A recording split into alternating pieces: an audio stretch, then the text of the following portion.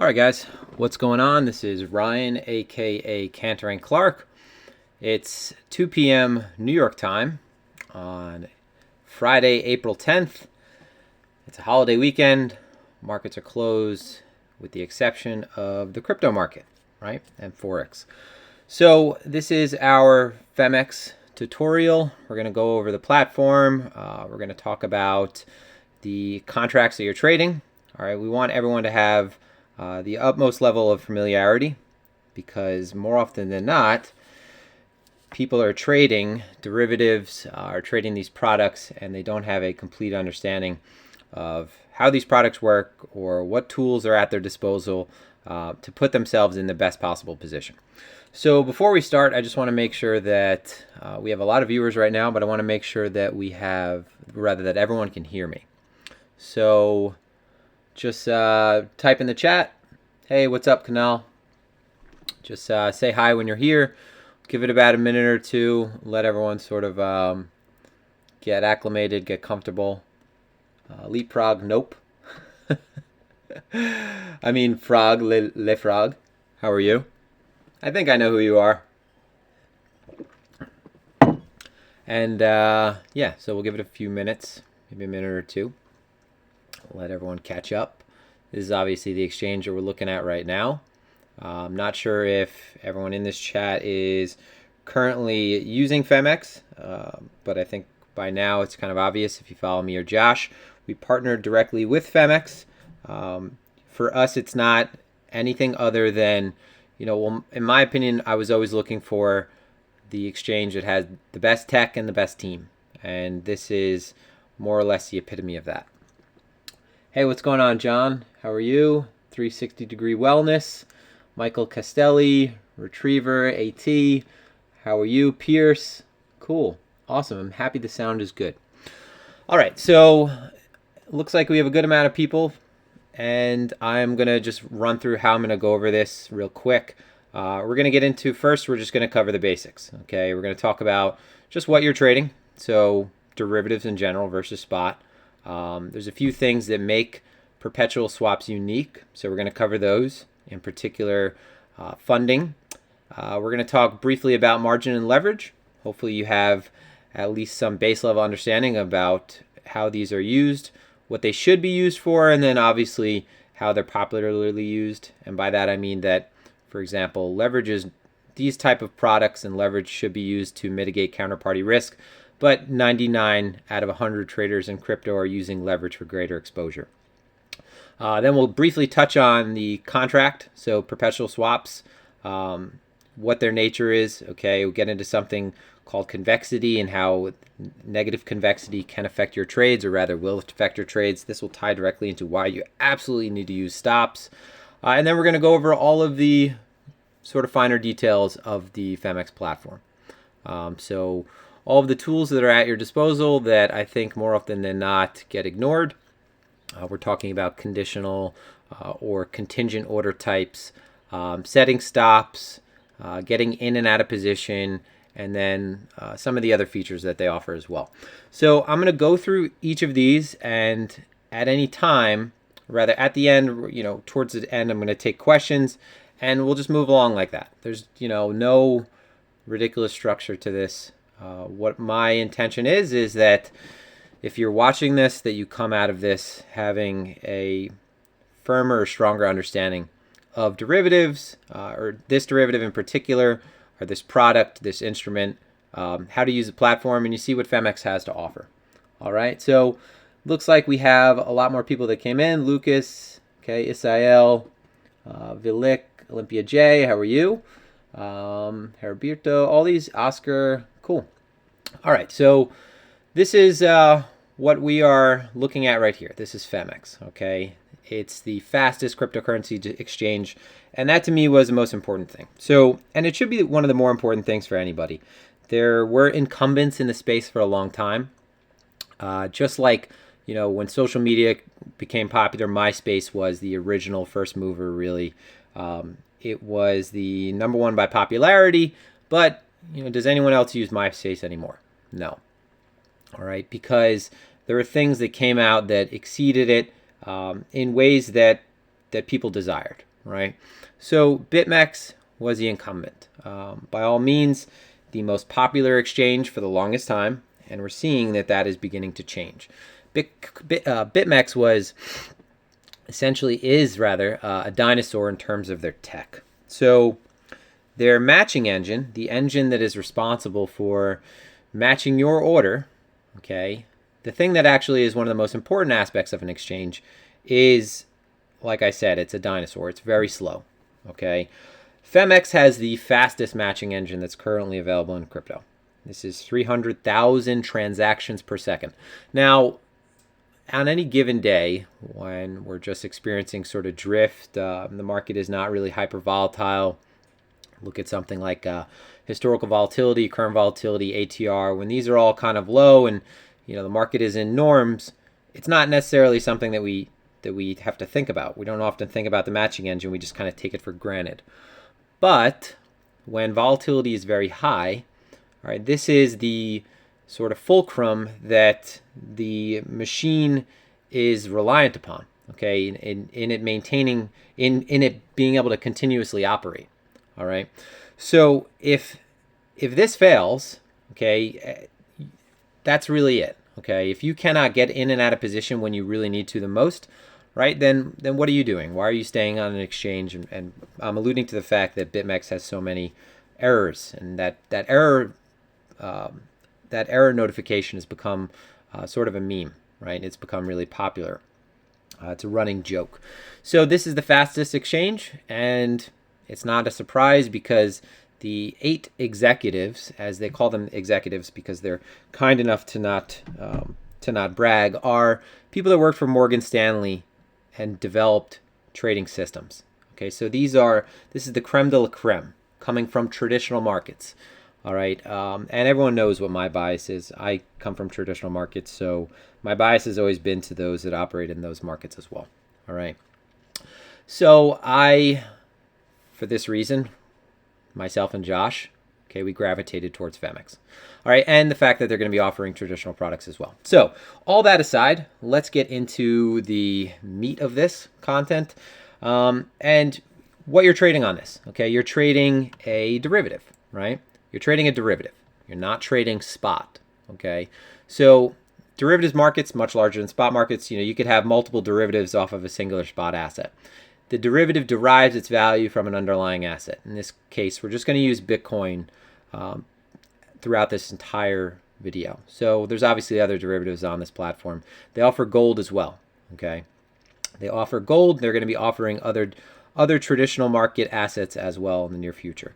Okay, so derivative, it derives its value from an underlying asset. It is not the underlying asset that you are trading. And I see you guys are asking questions now, and just as a reminder, I'm going to get back to the questions.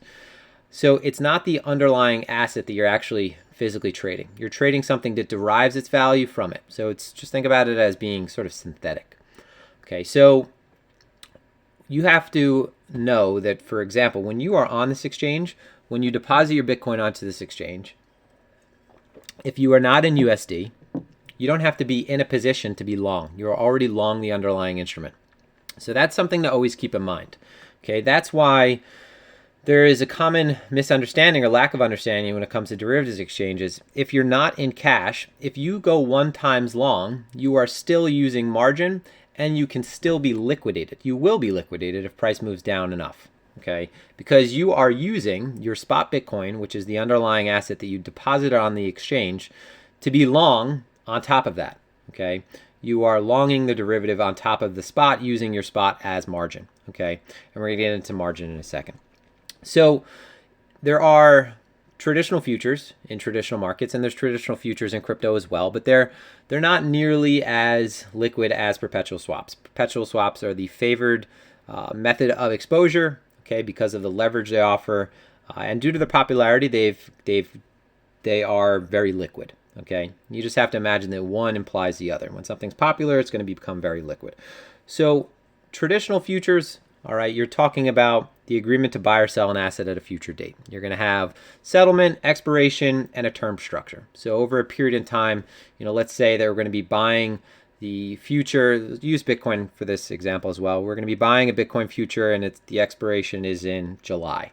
Okay, So in that case, there's no interest. All right, we can use leverage, not as much though. Okay, and we are, in that case, we're agreeing to buy something at a future date. All right, we're speculating on the future price.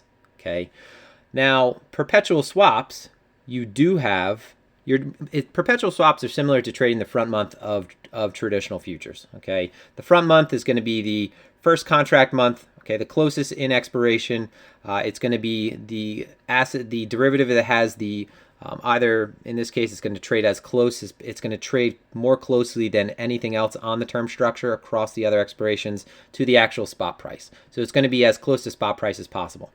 The perpetual swap is essentially the closest version of this. Okay, it constantly settles against the index. All right, and if I'm losing anyone here, don't worry, because we're going to cover this stuff as I open up the platform. We're going to touch on this briefly again. Okay, so perpetual swaps, no expiration. All right, it's basically a synthetic future that's always settling against the index. So normal futures are going to come back in line with the index. They're going to meet over time.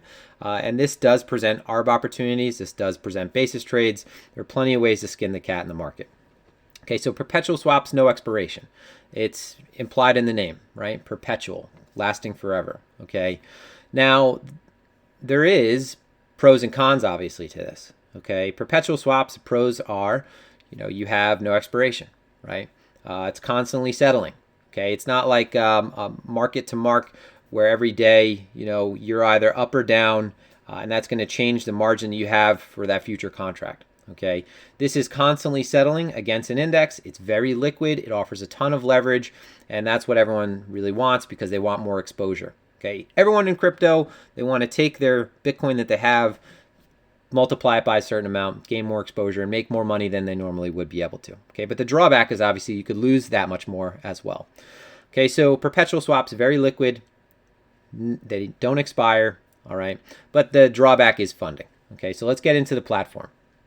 So take the drawing tool off, start trading, and right here we're looking at this is the test net. So this is where you could practice. Okay, so mind you, when we're looking at the test net, it's its own platform. It's not going to be, this is not representative of the asset on the actual exchange. So if we're actually trading dollars against Bitcoin right now, and that's one of the benefits of trading on this platform, is that these assets, okay, Bitcoin is the only one margined in Bitcoin, but everything else, this all equates to USD. So if you're looking at XRP, for example, it's roughly 20 cents. XRP contract to equal USD is 5 XRP. All right, so it meets the requirement of essentially being marked to the dollar. All right, the good thing is you could get into a USD wallet from here. So unlike other crypto derivative platforms, you don't have to get into synthetic USD. So you don't have to go into a one-time short. You could just go to your assets, all right, go to your fund details. Okay, you can see in this test net we have $1,000. Essentially, we could just deposit our money from our Bitcoin trade account to our USD account. And in this case, we're protected, we're hedged in USD. We don't have to worry about the Bitcoin that we have on this platform fluctuating with the underlying price, because that would normally happen. All right, if you were just deposited money onto a derivatives platform, if Bitcoin dropped 50% in that time, that USD value is going to drop as well. All right, so this allows you to get into some type of safe haven, and it's one of the better aspects of this exchange. So what we were just talking about was that this is not representative of the actual platform. So this is just the test net, okay? And the good thing about this is that it allows you to practice trading. All right, and you absolutely have to be using this just to get a feel for a platform. It's not that, trading on a test net is going to make you a better trader necessarily, because when you don't actually have skin in the game, I always like to say that part of your brain is just not activated.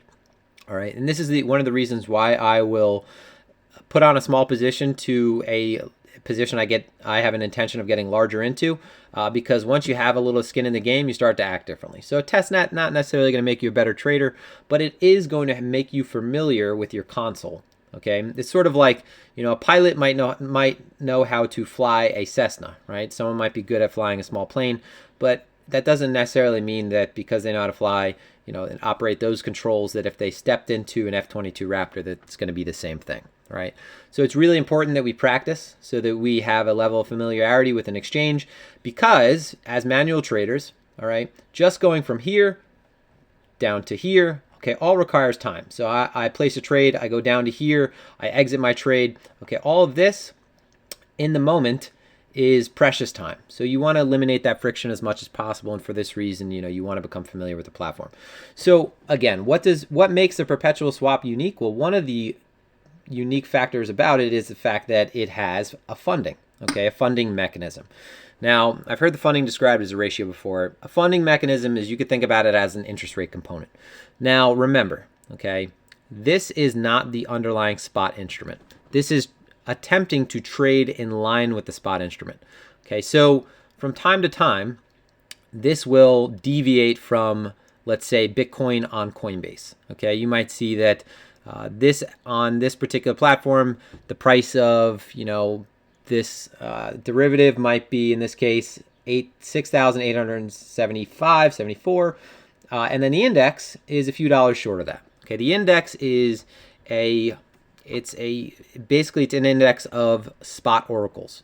So multiple spot exchanges, not just one singular, obviously. So there's no one point of failure. Excuse me, I'm taking a sip of iced coffee as I do this. But the underlying is the spot exchanges, Or rather, are the spot exchanges. In case Crypto Cred's listening, I know he'll correct me later. So in this case, sometimes this will deviate because, as you can imagine, with added leverage, you have larger position sizes. You have an asset that has different levels of liquidity. It's making a market on this exchange to try to replicate the underlying. All right. But as a future, it needs to trade, or rather as a synthetic future, it needs to trade in line with the underlying. So it needs to be almost, at parity, 1-for-1 with the underlying spot instrument, underlying spot price in the spot market. So sometimes it will become detached. Sometimes it will be a premium where it's trading more expensively by a few dollars. Sometimes there'll be a discount where it's trading cheaper. This is referred to as the basis. Now, depending on where your source is, sometimes the basis is actually referred to as positive if there is a futures price. If the futures price is trading at a premium, sometimes that's referred to as a positive basis. But basis traditionally is when the spot instrument, a positive basis is when the spot instrument is trading above the futures price, or in this case, the derivative. So they can't have this. It needs to settle against the index. All right, and from time to time, it exceeds it or it is below it. Now, the funding mechanism is a way to incentivize buyers and sellers to get in action to move this back in line. And it acts like an interest rate component if you are at the end of it. So when let's say that the spot price of Bitcoin is 6,000. Spot price of Bitcoin is 6,000, and the derivative on this exchange is $6,020. All right. It's really important that the derivative is constantly in line with the spot instrument. But let's say that people on the derivatives platform are getting aggressively long. They're getting aggressively long. They're using a lot of market orders. They're bidding this up, and that's why it's above the spot price. So what you'll have is a positive funding, indicating that one side of the market is getting hit more than the other. All right. And longs are the dominant trade. Even though it's 1-for-1, aggressive longs are the dominant trade. And longs are going to need to pay interest, Whatever this funding mechanism is, whatever this funding percent is the interest that one side of the market is going to pay. So if you're long and you have to pay interest, you don't actually have to pay it if you close out your position right before the funding interval expires, all right? So if you keep your position open, you have to pay the funding. All right, it's sort of like an interest rate, a penalty that you're going to incur. It's going to be time decay as well if you try to keep this position open for a long time. If you annualize this funding, it really eats into your position, and this is why perpetual swaps are not good to hold on for a long time. But you can close out your position. So it's an incentive to have one side of the market close out and one side of the market to open up. If longs have to close out, if they close out, they move the price back down. All right. If you're not currently long and you open up a short, you get paid that funding. So your incentive, if you're flat, might be to open up a short. And you could see how this dynamic, longs being incentivized to close, shorts being incentivized to open, creates downward pressure and helps the market line back up with the underlying index. So the funding mechanism is an incentive mechanism, but it's an interest rate that you need to consider. All right. Annualized over time, over a long enough span of time, if you are consistently at the poor end of the funding rate, say the dominant trade is long and you're holding your long position, then you're going to be paying that every 8 hours. All right. And if you pay that often enough, it's going to eat into your position over time. It's going to be eating into your, in this case, your notional contract value. So if you have a lot of leverage applied, the funding rate is applied to that notional value. So if you have 10 times the amount of leverage, you're going to be paying 10 times that funding interval on the underlying margin that you applied. All right. So funding, think about it as it's the margin, it's the interest that you pay. And if you were using an exchange such as TD Ameritrade and you had 3 times leverage and your margin you had to put up, you would have to pay interest for that as well. The thing about this is it's a little bit more predictable and it doesn't cost as much. All right. So funding is down here. Okay. Funding rate, predicted funding rate right now is positive. That means that longs need to pay shorts. All right. This is 1 basis point, right? So in any case, this is not much, but this number can become either quite negative or quite positive. All right. So that's the funding. Consider that always, because when you're in a position, this is either going to be paying you or taking from you. All right. A good part about this is you can actually take advantage of this. And if the market is moving sideways long enough, right, and it is stable, this is sort of like a short volatility trade where you are going to be capturing this carry, or in this case, this funding, and hopefully price doesn't move enough, and over time you'd be able to capture this if this was a large enough value, right? That's not frequently enough that actually happens, but theoretically that is a possibility. All right. So this is to make sure that the spot price and the futures price converge over time, because this is not an actual future expiration, it's a constant settlement. Okay, so let me look through questions real quick, make sure I'm not leaving anything behind. Okay, what types of USD? So with the USD, you have to deposit Bitcoin to this exchange. That's what makes it non-KYC. All right, it's not accepting a fiat currency. It allows you to get into a form of USD, okay, similar to USDT. All right, so you have to deposit Bitcoin to this exchange to get onto it. All right, you don't deposit USD. So this is something that they have enacted themselves. You're going to chat a bit about them releasing Forex pairs. So I can't get into too much detail, but they do have plans on releasing more traditional asset pairs. If you think of some of the more popular commodities, Forex pairs, and traditional market indices, okay, that come to the top of your head, they do have plans at integrating, but there are other things that they are going to be doing that are pretty massive, and I can't get into that. And there are priorities in terms of doing one over the other. All right. Just ask Phemex and BitMEX about platform. Yes, exactly. So the traditional assets without KYC, remember, these are derivatives. So their gold is not gold futures. Okay, it's not $GC trading, through a centralized exchange. Okay, this is a derivative, again, it's a synthetic derivative of other derivatives of the gold spot market sourced from gold spot exchanges. Okay, so this is their own form of a derivative, and you can create these around any asset you want, really. All right, so as long as they have market makers and they can make up a market, then in any case, these are just going to be derivatives. It's not like they're offering, just to clarify, it's not like they're going to be offering the ES, right, directly on the exchange. Okay, the E-mini S&P. They're not going to be offering that. They're going to be offering derivatives as closely matched to these instruments. All right, as far as what we know so far. Okay, I'm sure Phemex plans on growing, and there are probably things in the future that we can't foresee them integrating right now. And again, I'm not privy to all of that.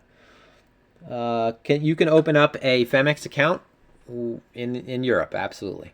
Okay. Export trade history ETA.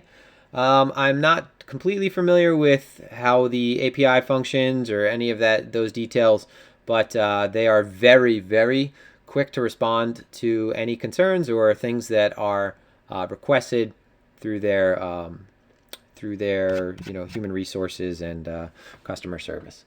All right, so moving along, margin and leverage. All right, I'm going to try to keep this as simple as possible. Okay, margin is the collateral. Okay, leverage essentially is your buying power multiple. Okay, just as simple as that. Okay, now in this case, using leverage arguably if I'm going to make a case for proper risk management and being smart, should be used to mitigate counterparty risk.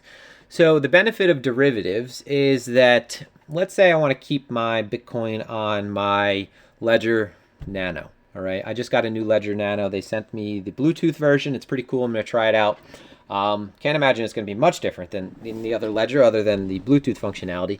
But let's say that I put a premium on keeping my Bitcoin in a cold wallet, but I still want to trade it. All right, let's say I have one Bitcoin in this case. I still want to trade one Bitcoin. I just don't want to expose it to the market. I'm worried about it getting hacked.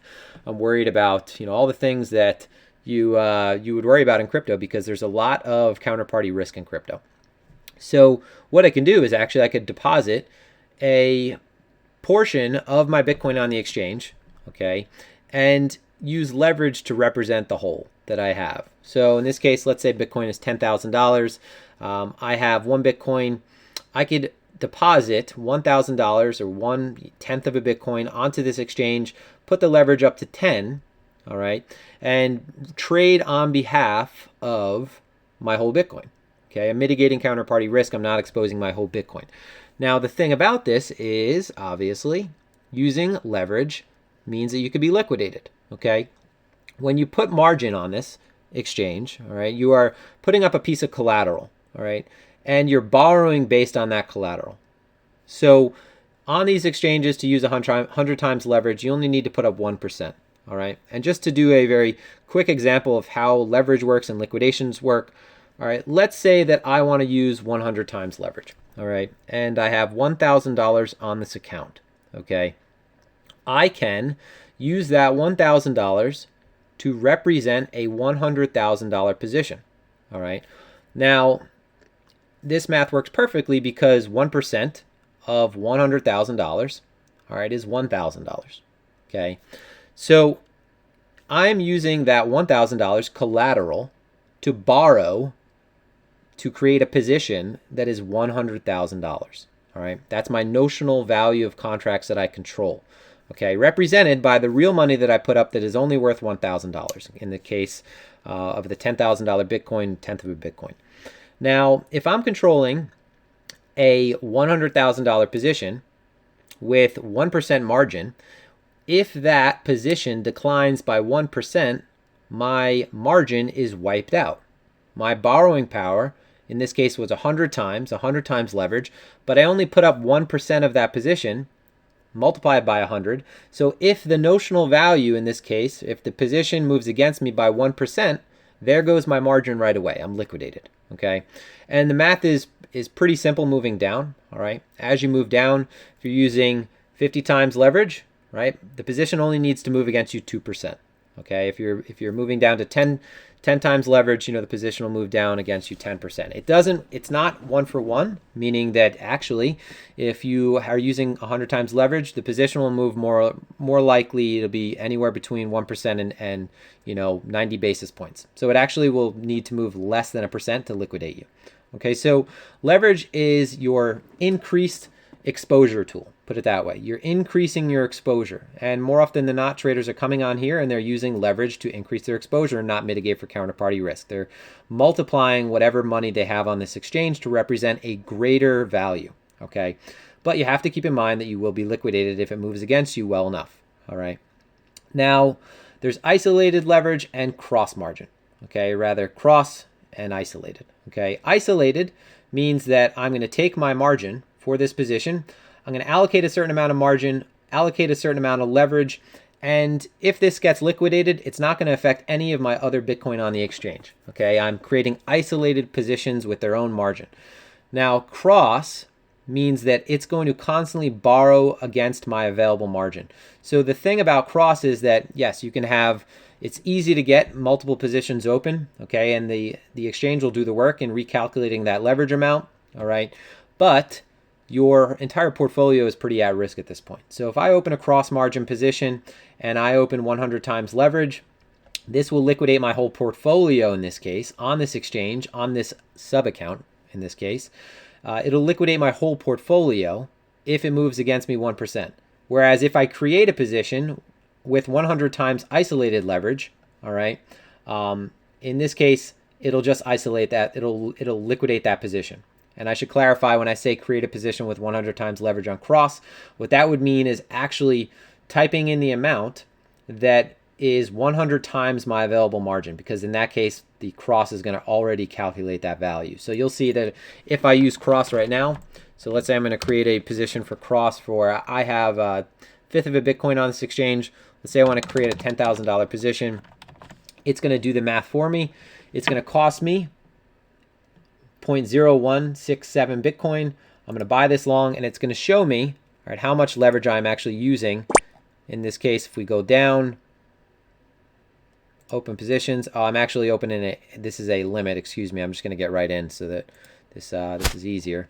So we're going to market, okay, 10,000. All right, in this case, cross. It's going to show me the leverage that is currently being applied to the position. All right, where are we? Okay, so right now we have, it is showing me that we're in cross. It is only using, a very small amount of margin. So you can see the amount of margin right there is minimal.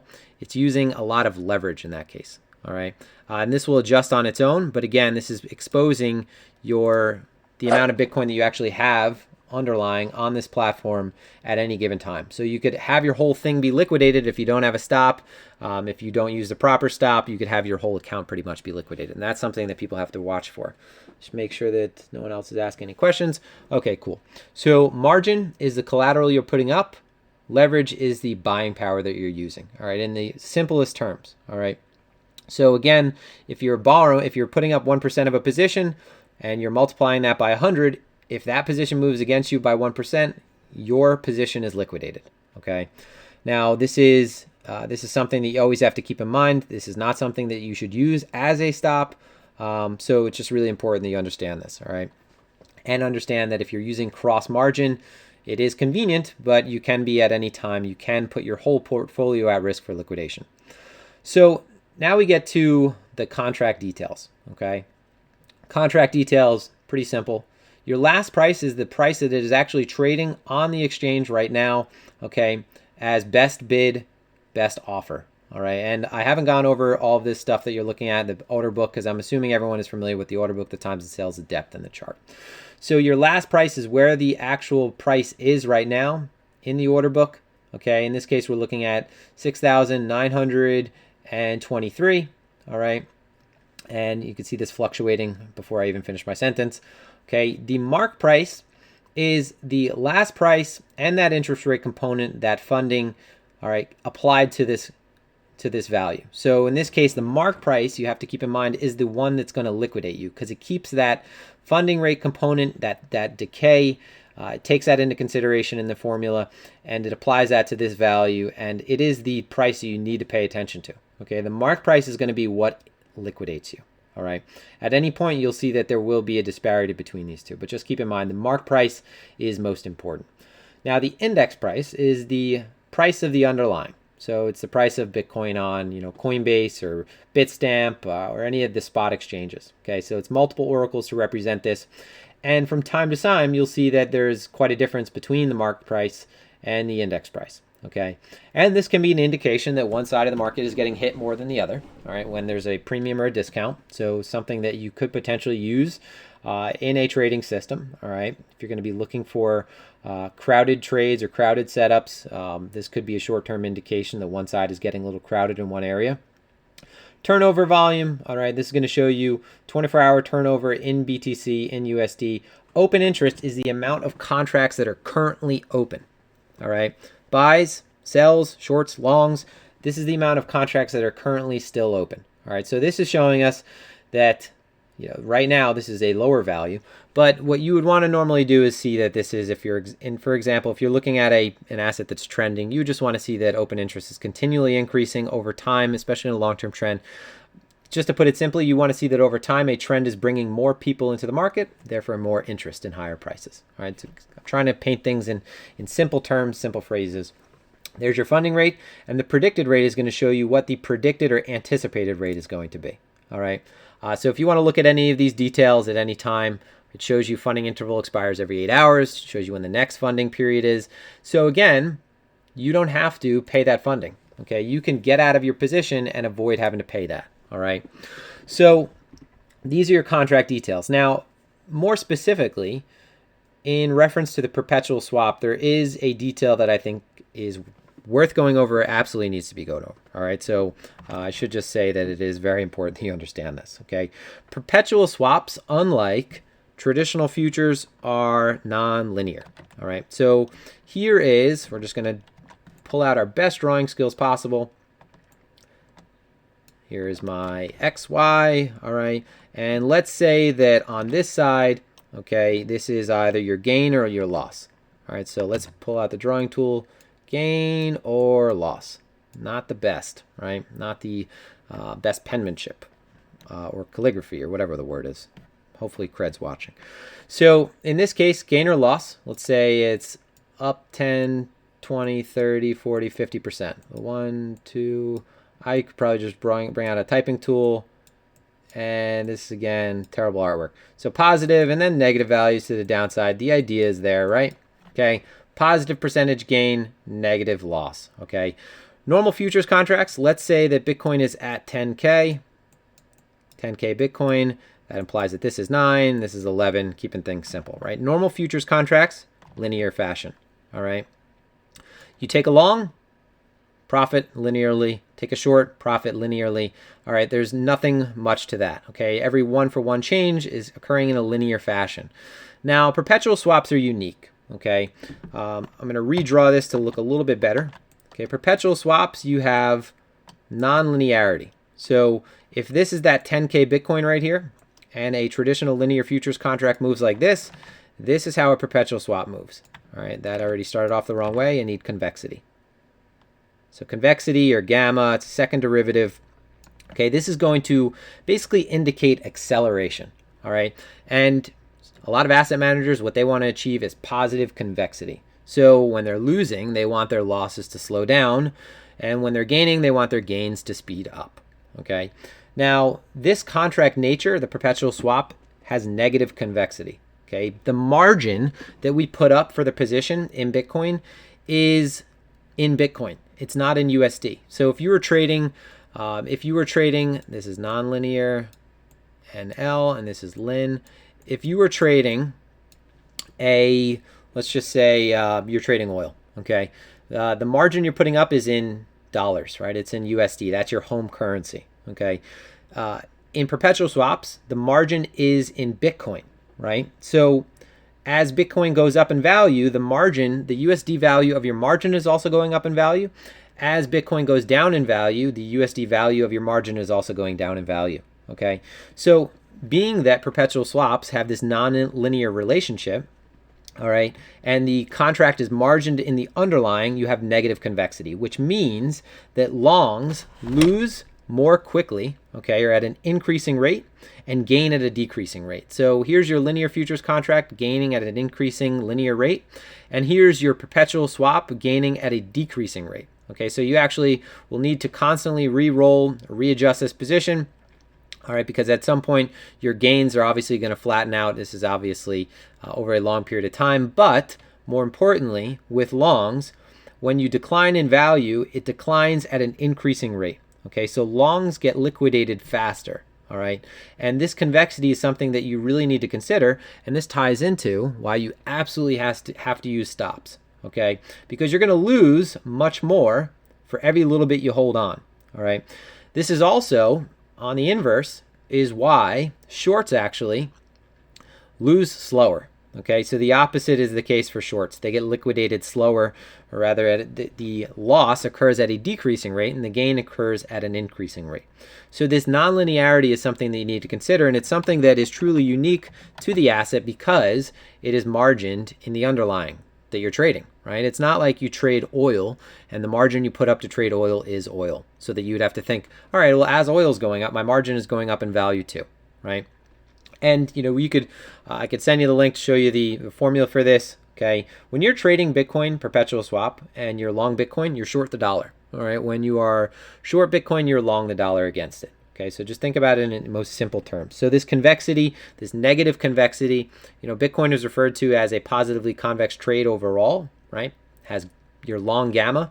And I posted something about this on Twitter today. It's not because of the the nature of your profits going up at an increasing rate, right? Your losses are capped to the downside at 0, right? Your gains could be to infinity, but this is not the same nonlinearity or short gamma, or rather negative convexity that we're talking about when we're talking about the inverse perpetual swap structure. Okay, so really important to understand that, because you absolutely have to use stops. If you're long with Bitcoin and you're exposed to the derivative, you will be losing at an increasing rate, right? So that negative convexity is something that asset managers and traders, they do best to avoid, all right, being in that position, unless they're benefiting from the opposite direction. Okay, so let me just look over your questions really quick. Phemex, Perpetual. Hey, what's up, Josh? Yes, you transfer Bitcoin only. Phemex coming onto TradingView. I believe they have plans and integration. Nonlinearity prevents a proper hedge against price volatility. So the fact that Bitcoin, and I don't want to get too far down the rabbit hole, but the fact that Bitcoin on exchanges like this are margined in Bitcoin, okay, makes market making and hedging between, for example, the CME or a physically settled exchange and one of these cash settled exchanges where the asset is denominated, or rather margined in Bitcoin, very difficult. Okay, this process is very difficult, making markets between both, being able to hedge. This adds more complexity to the situation. And the nonlinearity is something that is detrimental, especially if you are long exposed to the derivative in this case. And when it comes to hedging, for example, a lot of people hedge with perpetual swaps, but hedging with perpetual swaps is suboptimal compared to hedging with a linear futures contract. Okay, one, because if you're going to be hedging over time, you're not going to have to be worrying about that interest rate component, and two, because of that nonlinearity. All right. Except obviously if you're on the other side of benefiting from it, right? If you are short, you're benefiting from that nonlinearity. All right. If you are short, that negative convexity means that you're not going to get long. You're not going to get liquidated nearly as fast as you would if you were long. Okay, but I wouldn't go far. I wouldn't, if you're just learning how to trade and getting onto this platform, I wouldn't start taking into consideration these things at that sort of granular level where you're thinking, oh, well, I won't get liquidated as fast if I'm short, so maybe I'll put a wider stop. That's not the case at all. It's something that is worth understanding. So the oracles that they use on BitMEX are spot exchanges. So yes, that we are using, Phemex is using a bunch of different oracles. You have oracles that are popularly used. Right off the top of your head, Coinbase, Bitstamp, Gemini, these spot exchanges that are going to be used to, again, establish the spot index price. Okay, and obviously you can't just have one, because then you are prone to manipulation. All right, and that's one of the drawbacks of a cash settled futures contract, is that mark price sort of settlement manipulation that can occur. All right, so moving along. Okay, this nonlinearity, that negative convexity, that is something that is detrimental to longs, and we said we have to use stops. So obviously, I think the best thing to get into right now is talking about all of the features on the exchange. So getting in and out of getting in position, getting out of position. Just to do a quick run around on that, everyone should have an understanding. Before you're on a derivatives platform, you should absolutely understand order types, right? So you should absolutely understand limit orders versus market orders. Okay, I don't think that it's necessary to really drone on about this. Limit order, you guarantee price, you don't guarantee execution. Market order, you guarantee execution, but you don't guarantee price. Okay, so a limit order works nice when the market is calm. Okay, when it's moving in, I don't want to say a predictable manner, but when there's low volatility. Okay, a limit order is good because you get paid a rebate. You provide liquidity. You're essentially helping make the market. Okay, you're adding to the friction. You're adding to the, you are adding to the overall levels of liquidity on the exchange. That's a good thing. Okay, more liquidity means more people want to trade on it, and by you doing that, you are incentivized and you're paid a rebate. Okay, this means that when you use a limit order, all right, I'm going to click right onto the exchange. I'm going to buy at 6,910, 5 cents. I'm going to buy 10,000 contracts. you could use this if you want, right? So I could use this, and at cross, it's going to adjust this for me, all right? Now, what I can do, all right, so this value right now, all right, is 32,506 contracts. I'm going to buy long that. I'm going to buy that at, again, I pick my price 6,910. I'm going to buy long. This is a great thing right here. Take profit, stop loss right away. I can pick all this stuff if I want. I can have this all set up. So I'm going to set my stop 5% away. This is 5% away from the margin that I'm using the position. Okay, so this is going to be in relation to the margin that I'm putting up. Take profit, the same thing. Let's say I want to, double that.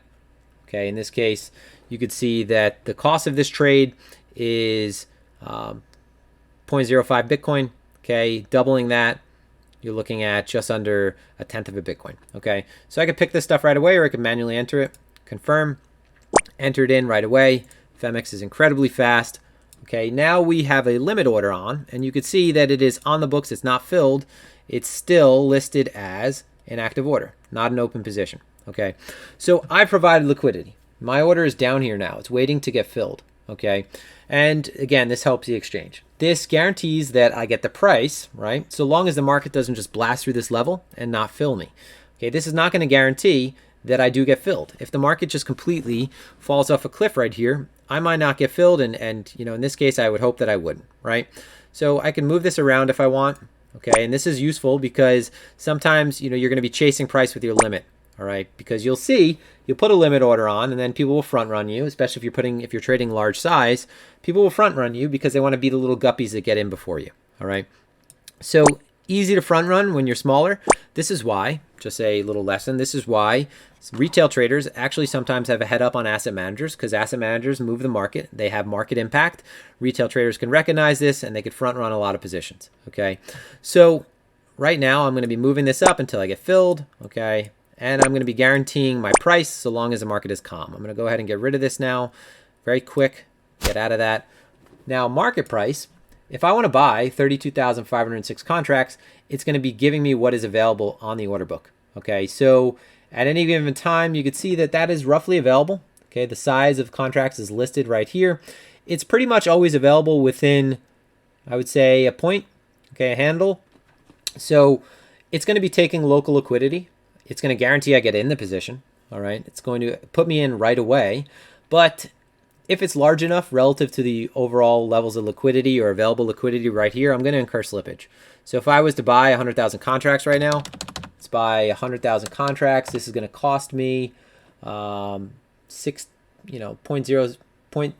I'm looking at my screen right now, 0.16 Bitcoin. My available balance is 0.21. This is using a lot of leverage, okay? If I buy this right now, I'm going to incur slippage. All right, so you'll see that I'll go ahead and buy this. Okay, buy long at market. It's going to take it right from here. It's probably going to move up $2. Okay, it's going to show me my liquidation price, this is almost at 100 times leverage. All right, because again, the liquidation price is at 6,848. So I'm in right away. All right, I probably incurred slippage. Okay, so now I'm long. I'm already at a loss. Okay, I've incurred some slippage. The market has actually moved against me in this time. So you have to keep this in mind. I'm guaranteed to get in though. Okay, I'm going to close this out at market. I'm just going to incur more pain right there.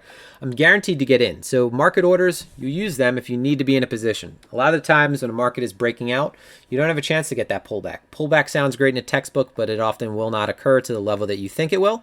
The market is obviously going to be moving pretty rapidly. You need to get in position. Also, if you need to get out of position, stop markets are absolutely necessary. Okay, because you're guaranteeing execution. All right, I am at the whim of available liquidity, right? I'm at its mercy, but I'm guaranteed to get in the position or get out of the position. So limit order, market order, pretty simple stuff, okay? Now, a lot of the stuff that is available on the exchange, the conditional and contingent order types, is what is not usually taken advantage of, all right? So again, we want to take liquidity, use a market order, guarantee execution, limit order, just to do a recap. This is when we want to make sure we get in a guaranteed price. Okay, the first conditional or contingent order type that I'm going to talk about is actually with relation to a limit. Okay, now a limit order is going to guarantee the price, right? But if I let's say that I want to buy with a limit order right now, and the current price is 6,919, and I want to buy at 6,918. Okay, if I go to buy this right now, and I don't have post only on, you know, by the time I go to buy this, price might move, okay? In this case, price might move, and I'm actually filled, okay? Price moved, I was actually filled immediately, okay? In any event, what this means is that I took liquidity. If at any time the current price falls below my limit price, by the time I'm going to buy, let's say the market is in a period of heightened volatility, if this occurs, I can execute a market order accidentally, okay? That means I'm going to be paying a fee. That means I'm likely going to be incurring slippage. And if I'm transaction cost sensitive, let's say I'm a shorter time frame scalper, I don't want this to happen. It's not something I plan for. It's not something I accept. By using post only, it guarantees that I'm never taking liquidity, that this is only going to be a limit order. So let's say in this case, 6,915 is my price. You could just click on this order book to change it, by the way. So if you want to quickly change your price rather than manually entering it in, click, let's say 6,917. Current price is 6,930. That is the mark price. I'm going to buy long. I want this to be a limit, though. I don't want to be filled accidentally if price drops down in that time. Okay, if at any time my limit price is above the current market price, it's going to use a market order. Now, when I have post only on, okay, this is going to guarantee that let's say that price did drop in that time, in that fraction of a second, that microsecond, it's going to cancel my order rather than executing it as a market order. All right, so post only means it's only going to post it as a limit order, nothing else. If, God forbid, that price dropped down and in that time there was a mark price that was below my limit buy, it would not execute as a market order. It would cancel the order. So this is when you need to guarantee that your order is executed as a limit order. The opposite could be said, obviously, the inverse of that if you're short, right? If I'm going to short and right now, let's say, for example, I'm going to be selling short, in this case, 6,900 and 6,928, pick that price. I go to sell this short, but price moves well enough, okay, to now where I'm going to be selling into the book, okay, and selling at market. This is going to make sure that it is canceled, okay, that it does not execute as an accidental market order, okay. So if you're long a limit order and the current price, right, current mark price drops below your limit, you're not going to be executed. And if it drops above your limit for short, you're not going to be executed. All right. So post only, make sure that you are only going to be using a limit order. All right. It's not going to accidentally allow you to be a taker of liquidity. Okay. Now the other conditional order types right here. All right. Reduce only. Now reduce only is important because sometimes you don't use this prompt, right? So sometimes when you're putting on an order, you won't use the stop loss or take profit right here. And you'll do this after the fact. So maybe you just entered in a position and, let's say, for example, where we want to get in at 6,907, we want to buy long. We're using, let's say we want to use isolated leverage at this point. We're going to use 3 times, but that's not enough for that. So it's a 2,000 contract position, 3 times leverage. All right, this is going to cost me almost 1/10 of a Bitcoin. But now if this position gets liquidated, I don't have to worry about my other margin, all right, my other Bitcoin on the exchange. So I'm going to just get in this position or set it up. Let's say I want to set it a little bit lower. All right, maybe I want to wait for this swing failure pattern to occur. Looking to take advantage of that. In this case, I want to put on a take profit. All right, or I want to put on rather a stop. Okay. Now, if this order, let's say I put on a stop and I just put on a limit up here to take out 2,000 contracts. Now, my anticipation would be, let's say I'm filled, okay, and then this moves up and I have a limit order up here, all right. But if I cancel this order, let's say I cancel this order by accident, and I also have that limit order to pull me out of this as a stop, conditional order, limit order for this contract value. Now, the trouble is, what happens if I cancel this order? Well, then I still might have this limit order up here. I might forget about it. It might be in my active orders or in my conditional orders waiting to be executed. Now, if price actually moves up and I forgot, it's going to execute as a short position at this point. All right. If it executes as a short position, it's going to open up. It's going to increase open interest. It's going to increase my contract value that I'm exposed to. And I inadvertently got into position when I meant for this to be a stop originally. So what reduce only means is that anytime that I have something that I open up with reduce only, it's going to set this order up as an order that can only reduce my contract exposure. So meaning when I have this checkbox checked, this can only reduce my exposure rather than increase it. So God forbid that I have a stop that I am trying to execute by using this limit, or if I'm using a, in this case it'd be close on trigger.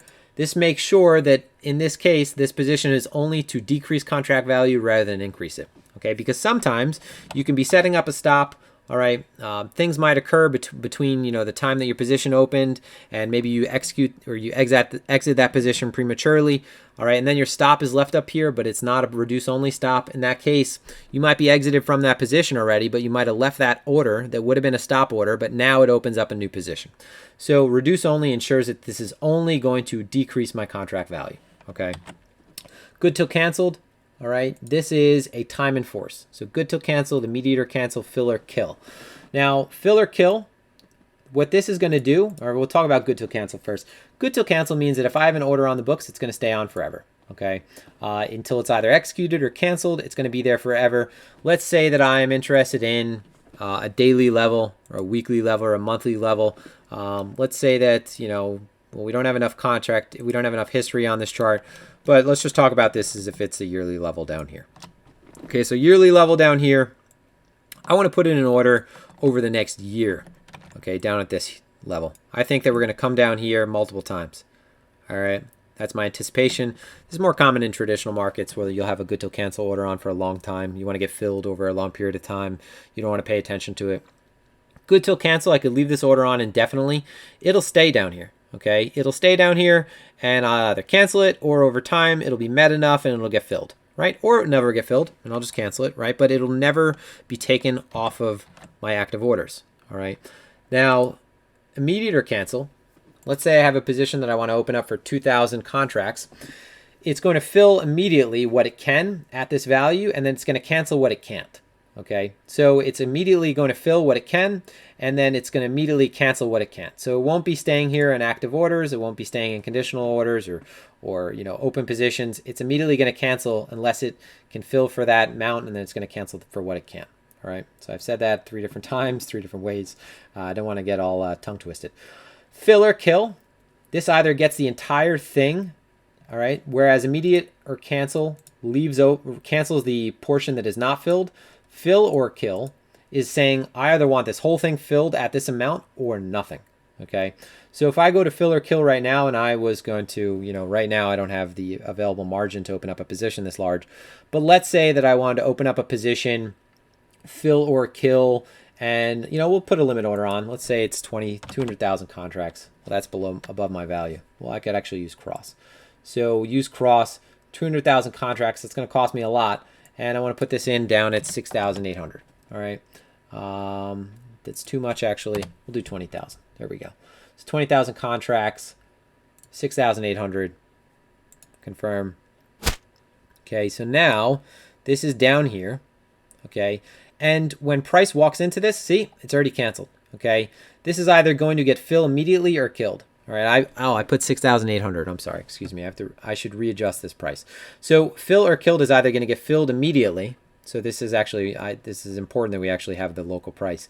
It's either going to get filled immediately or it's not. So this is going to be used by scalpers a lot of the time who need to get a position or just not be in it at all. Okay, no exceptions for a certain price. It's not going to leave anything open. It's either all or nothing. Consider it like that. All or nothing, fill or kill. Okay. This is something that you'll see that more commonly is going to be just left as good till canceled. Not a lot of people are going to be using the fill or kill or immediate or cancel. Post only is something that's very important though. Now we're moving along to conditional order types. Okay. Now conditional order types, the first thing I want to cover is close on trigger. All right. This is going to be similar to that reduce only. All right. This is going to make sure that this closes a position. It's not going to matter whether or not you have the right amount of available margin. It's going to prioritize this position to close. Okay, so this is good for stops. Okay, this again this is useful for making sure that you do not open a position inadvertently. Open up a position that increases your exposure rather than decreases exposure, meaning a stop rather than a position that is an open. Okay, rather if you have a stop market on. It won't be executed as a market order to open a short. It'll be, in this case, if we have a order to sell and it's a close order and it's a, for example, if I sell stop It's going to make sure that I close out a position rather than open up a market order to sell. All right. Close on trigger, post only. Again, you have the time and force. Now, what makes the conditional order types unique is that you can set essentially parameters that are, the criteria that you have where you want to get involved, and it doesn't have to be where we currently are. Okay. Now, again, you could do that with a limit order, but with conditionals, you can have certain conditions be met, right? So a lot of the time when you're trading, you're not going to be trading where price is currently. You're looking to get involved at certain levels when price meets certain requirements. Now, let's say that I want to be involved if we lose a certain level or gain a certain level. Okay, and let's just say, for example, that I don't want to monitor this. I want to short if we lose this low, but I'm not going to be there to manually enter the trade. I just know that I would be market shorting if we broke this low. All right, let's say this is a significant level. It's been tested multiple times. Let's establish more price history, because obviously if this is tested low right now, it might just be a swing failure. All right, in this case, I might put a limit order down here to get filled for a mean reversion upward. But let's say I'm looking to take advantage of the breakout. We've been moving sideways long enough, compressing. Maybe I want to take advantage of a breakout of a high because I'm not sure if price is going to break up. Maybe I want to take advantage of a breakdown. I'm not sure if price is going to move down, but I do know that when it's moving long enough like this, sideways and compressing, that any break of a previous high in market structure or low will probably yield to an expansion. So what I can do is I could set triggers. So in this case, let's say my trigger is 6,872. Now I can't set this as a market order right now because we're currently above it. So let's just set this trigger just for the short. So my trigger for the short is a break of 6,760. Okay. So what I'll do is go to market. I want to mark it in right away. My trigger price is 6,870. Marked by the mark price. So this is going to be what allows my order to execute. Okay. Is it either going to be based off the last price or the mark price? In this case, more often than not, I'm going to be using the mark price because that's the true price with the funding added into that equation. All right, I want to short, losing my voice, 20,000 contracts at a trigger of this value. I don't want to be short yet. I only want to short it if we break below a certain threshold, and that value, in my opinion, is 6,870. This is not advice, and this is not actually my opinion. Okay, so I'm going to sell stop. Let's say I want to set a take profit too. All right, so I want to take profit, right down at 6,600. Okay, and if this is not a bracket where I have a long to the upside, maybe I want to make sure that I'm stopped out if price moves against me. And if it gets back into this range, that's a bad sign. So in this case, my stop would be 6,850 for all intents and purposes, just for this example, right? So confirm. So now, oh, there we go. Need to have my stop sell position. All right. So in this case, my trigger price, okay, trigger price 6,800, and what is here we go, 6,870. Okay, close on trigger, make sure my margin's okay, and we are going to be shorting that. Sell stop. All right.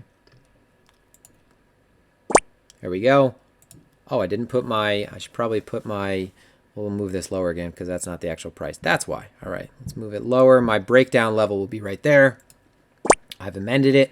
And now what's going to happen is this is going to be a breakout order, right? So if we break down, let's say we had that situation where price is moving sideways, we break through this level. Now I'm going to be market sold into this position.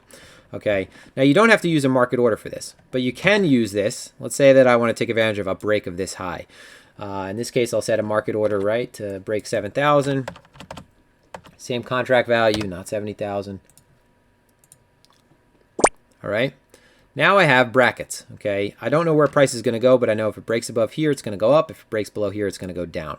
Okay. So now my conditions are break 7,000, break 6,753. I'm entered in at market. This is good for breakouts. Okay. This is especially good for breakouts when you don't have time to follow along, but you do know the conditions which you want to be met that would normally be met for a breakout to ensue. Okay. Now from this case, I can actually go into these. All right, and set stops. All right, I could have done this just a second ago, but I did not go ahead and do that. In this case, actually, they're not open, so we don't know where we're going to be executed at. All right, trigger price activation. Okay, I could change this. Okay, in this case, my order is not executed. I should have set the stops in that prompt earlier rather than waiting for them after. Okay, so conditions, I can have any kind of condition be met, right? I can actually say that, let's say that my condition is, for example, I'll just paint this situation where we have, let's say this low.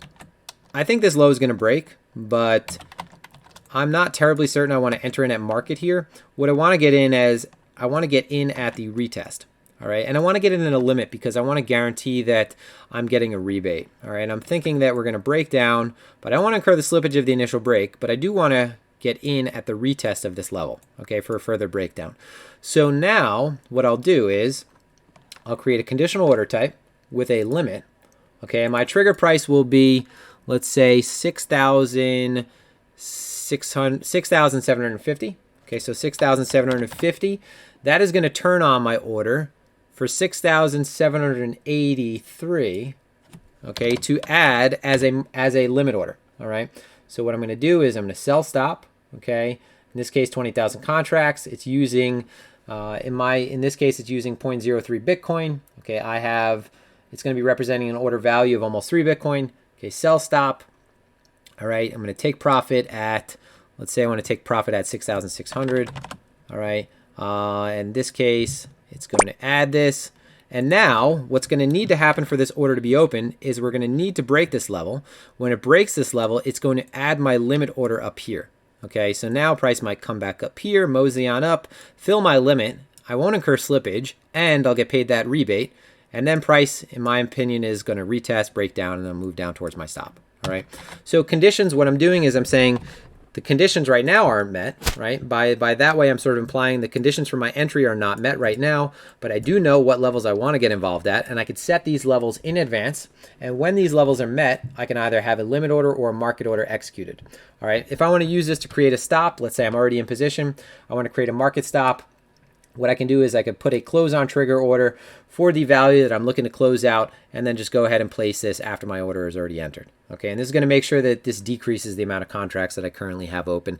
And when you're using a derivatives platform, I would say to absolutely use the market order to get out rather than a limit order. Okay, market order, you want to guarantee to get out of this position, or rather you want to guarantee that you're going to get out of this position, because again, limit order doesn't guarantee it. Okay, it just guarantees that if price is kind of in calm conditions, that you will be fulfilled at that price. But when you need to get out, when it's absolutely imperative that you're out of a position, when your stop should more often than not be triggered, you're going to find that this often accompanies conditions that are not very friendly. Right, the times when you need to be out the most are the times when conditions are not very friendly to begin with. When you're using a limit order to get out of position, that's when you might want to be front running, a certain area, when you're not expecting a ton of volatility and so forth. Okay, so let me just look at questions to make sure that I'm not missing anything. Okay, what is a base level knowledge here? Well, I don't know if you missed the earlier portion of this. We're just really, I'm trying to cover everything in as much detail as possible. The point of using a derivatives platform is that a lot of people hop on it right away and they don't have a base level of knowledge. So when you start getting into these things, it does seem a little bit arcane. It is a sort of difficult. It is a difficult concept to wrap your head around initially when you're talking about derivatives and you're talking about all these things like leverage and margin and mark price and index price. But it's absolutely important that you understand these things, because most people, they'll hop on this exchange after coming from a spot exchange and they lose all their money very quickly. So let's see. So if long Bitcoin, short money, and longs gain at a decreasing rate, what's the point? It is only because you can use leverage. Yes. So more often than not, the advantage of using derivatives is because it affords you the ability to increase your leverage. All right. Greater capital exposure would be what that term is referred to as. All right. If you're a portfolio manager, you use leverage. Hey, you want the best example? Look at the economy right now. Asset managers are levered up to the hilts. Okay. Especially during times of low volatility. And I don't want to go on a tangent. I'm going to get back into what we're talking about. But during a time of low volatility, when everyone is short volatility, okay, meaning they're not expecting too much movement in price, they're selling puts, they're selling calls, they're selling volatility. When volatility is so compressed, the only way that you can really achieve your goals, or your any kind of idea you have set forth as to what your performance should be if you're an asset manager, the only way you can really achieve that sometimes is by upping the leverage, right? Let's say that the amounts of return that right now you're able to generate, let's say your alpha is 5%, right? But you are someone who needs to return 20% for your investors. Well, then what are you going to do if everything is returning 5% across the board? You might up your leverage at that point, okay? Up your exposure to that asset. And then what you end up doing is building in that tail risk, and you end up having what you had recently, where you had asset managers just leveraged to the hilts. And when you are margin called at that level, it has major implications for the markets as a whole. All right, so getting back into it, okay. The most important thing you need to do when you are trading is absolutely get accustomed to setting that stop and that take profit. All right, I would say those are the two most important aspects.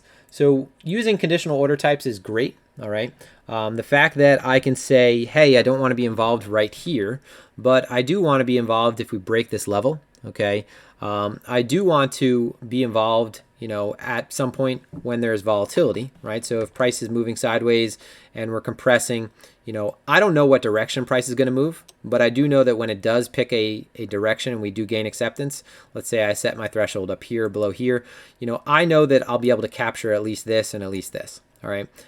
Just speaking from my opinion, if we gain this level right here, you're probably coming down to test these lows again. You're at least looking to test these lows. I expect that, if we break this structure, theoretically, if we painted a more sideways structure and we compressed more, the break is going to lead to an expansion. I don't know which way we're going to break, though. That's when conditional order types are useful, when you could bracket orders in this way to take advantage of volatility and expansion. The most important thing you need to do, though, is always get used to using this prompt right here. All right. So right away, okay, and this is one of the more important aspects, setting a take profit, because if you don't set your take profit immediately, let's say that, I am anticipating these lows get tested again. All right. I'm anticipating these lows get tested again. I want to sell up here. Now, if I don't have a take profit down here, if price comes down here and I don't have a take profit, by the time that I am paying attention to this and willing to get out of the trade after capturing this short, we might be back up here. Now I'm stuck right here because I haven't put on a take profit, and now I'm thinking right here. Rather than having executed as a systematic or a mechanical trader, I'm thinking right here. Now price might do this, it might do that, and suddenly I'm not sure. I'm not sure if price is going to come back down here. I'm not sure if price is going to go back up here. And I should have just taken profit to capture the bulk of this trade right here. Now maybe I hang on. Now maybe I hang on and price moves back up. All right, now I'm being chopped around up here. I should have just taken profit. I should have just defined my risk and my take profit and my return earlier. All right, this is all probability, right? This is not a certainty, but you have an area that you're looking at price to come into contact with and to find some level of stickiness with and some level of friction, and you should take your profit, rather you should put your take profit immediately.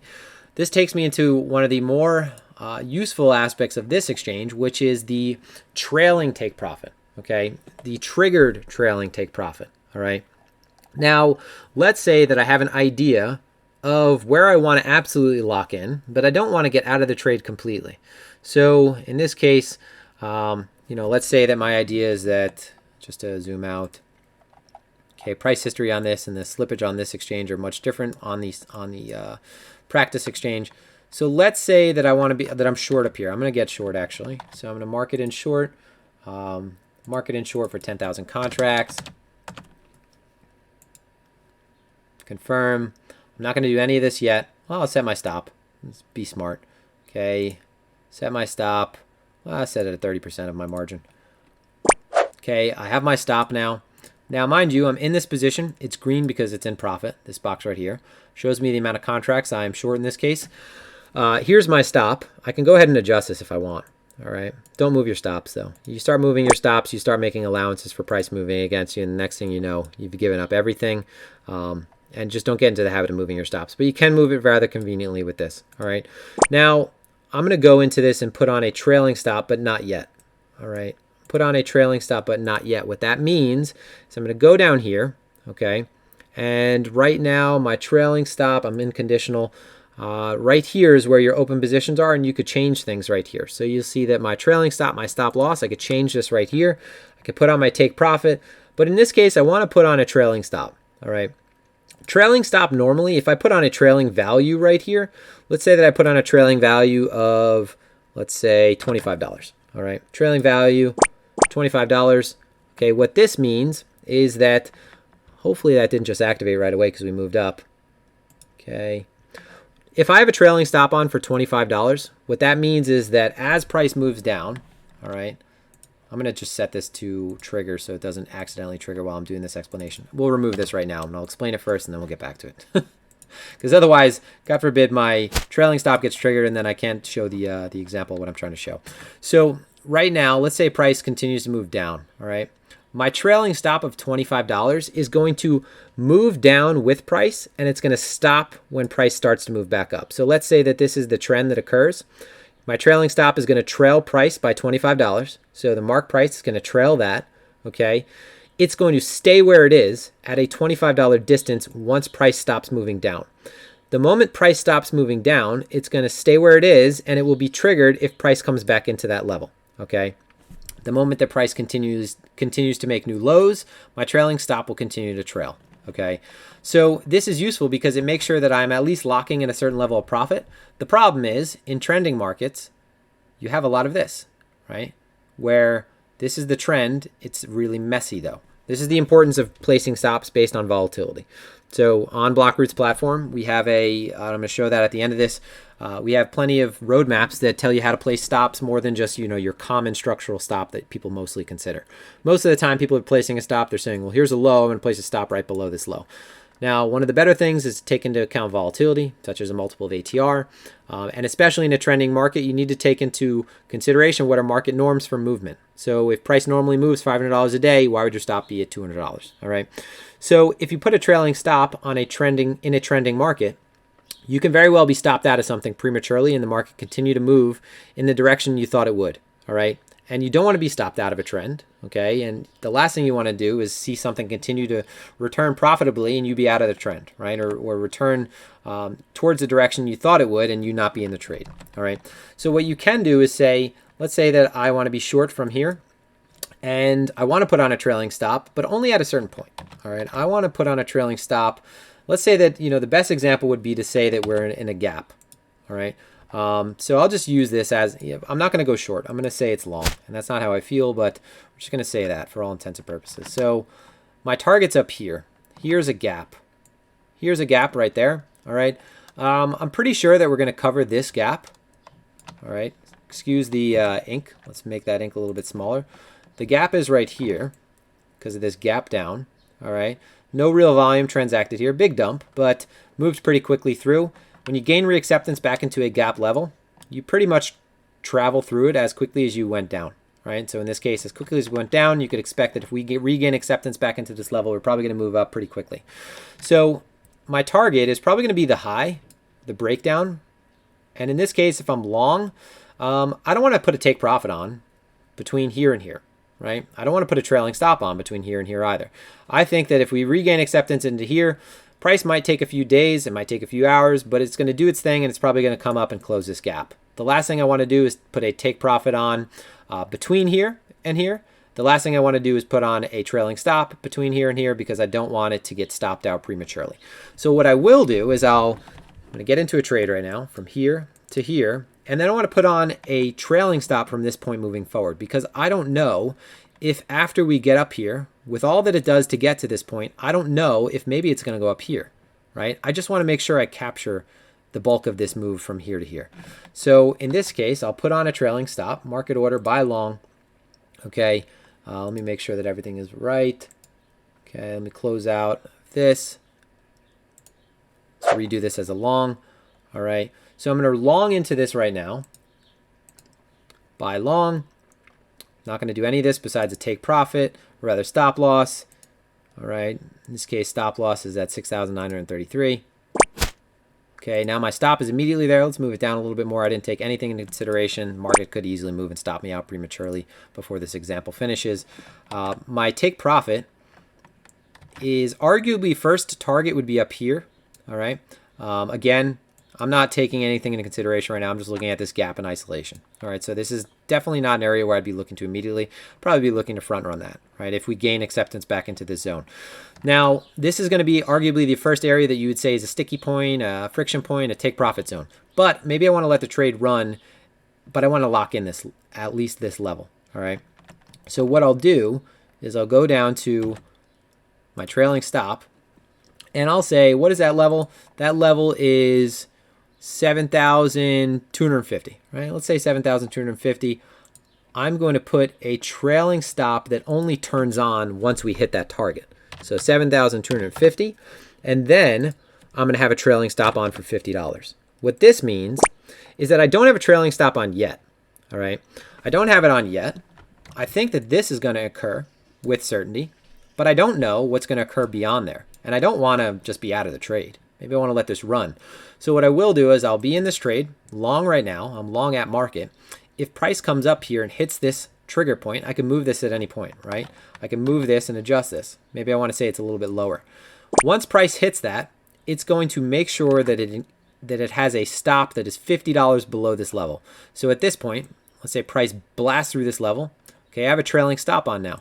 As long as price does not come back down below this level, it will continuously keep this trailing stop on moving forward. So what I've done is I've almost guaranteed that I've captured from here to here, right? And anything beyond that is just the luck of the draw and unexpected, right? I just want to make sure that I don't just get out of the trade completely. I want to let some ride. And what you can do is you can have this trailing stop on that gets triggered, and you could have taken profit to some degree. I could take off half of this position and then let it run with a trailing stop. And what I'm doing is I'm just making sure that I have a volatility-based stop on following the trade after that point. And what I will say, these are things, again, that we go over on Block-Roots. And the Block-Roots platform, Josh and I have been working really hard on this for a long time. We have a ton of roadmaps. All right, we have all of these videos, order flow stuff, just the in and outs of literally everything.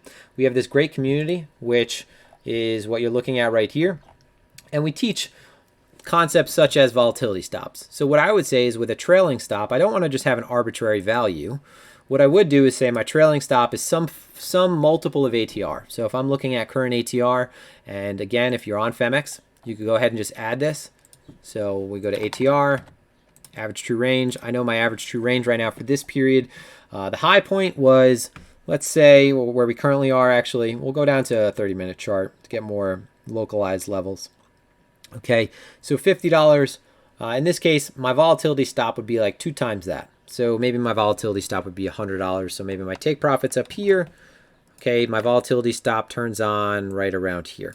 All right, so once this is hit, my stop is in place.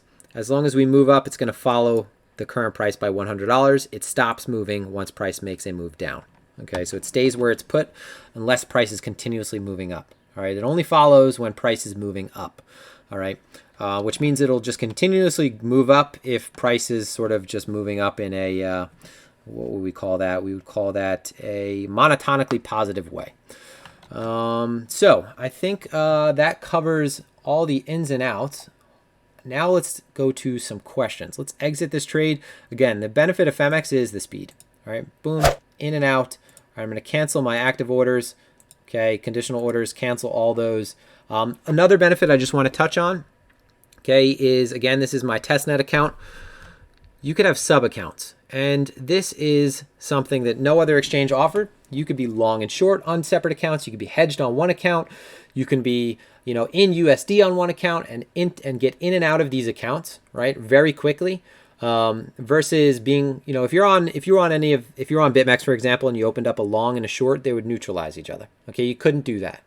Okay, on this, I can have one account that is strictly set up for, let's say that my, for example, we're in this testnet, this switch account, we're on the first one, right? My Ryan Block-Roots 1, this will be my account that I trade the shorter timeframes with. I know that I only am going to allocate, a certain portion of capital towards this one strategy. Maybe I'm going to give this account to somebody to trade for me. I'm going to have this separate though. All right. This other account, this account, I'm going to have this as my long only account. Okay.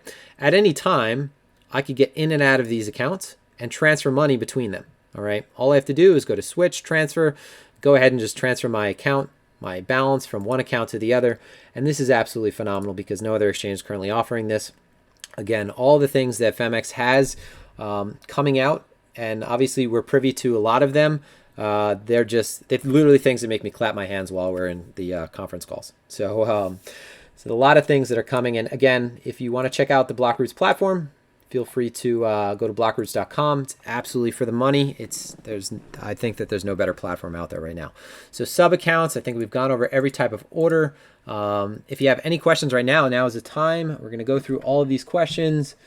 What is the point on leverage as your liquidity backup needs to be equal to your traded value? So no.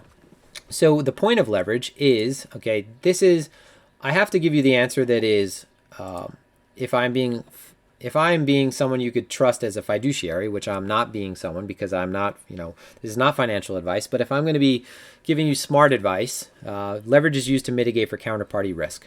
And that goes back to the example I gave earlier, which was, say I don't want to deposit all my Bitcoin on the exchange.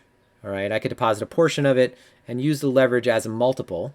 All right, so you would take, let's say, your off-exchange amount, divide it by the on-exchange amount, and that's the amount of leverage you would apply to get that. So let's just pull a calculator up real quick. All right, so let's say I have $10,000 in Bitcoin off exchange.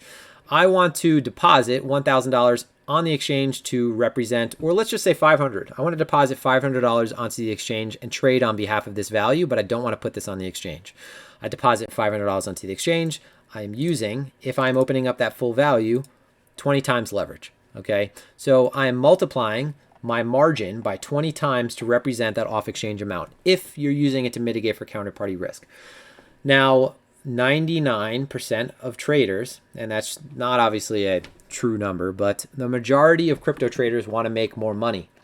So they want to take what they have and increase the exposure. And I myself will do this. And here's the smart way to do it. And I'll make sure that I'm doing this and I have a rough outline, but I have to make sure I hit all these points. So when you are using, so let's say I want to identify my contract value, all right, for a position I'm opening up right here. All right, I want a long, and my target's up here, and my stop is below this low. And let's just go off of this low, no volatility into account, the distance from here to here. So in this case, we're looking at a distance of, let's say that it was 3%, just for quick math's sake. Okay, so it's 3% stop distance. My target, all right, in this case is, it's not a very good trade, right? Target is 4% away. Okay, now my portfolio, maybe my risk limit is 1% per trade. So what I would need to do is say, all right, the stop distance is 3% away. My portfolio risk is 1%, 1 divided by 3, doing that, it's 0.33333 repeating. So what I would do is, let's say I had $10,000 to trade. I would multiply that number. So in this case, my portfolio risk, all right, divided by the stop distance equals, okay, this value is 0.33.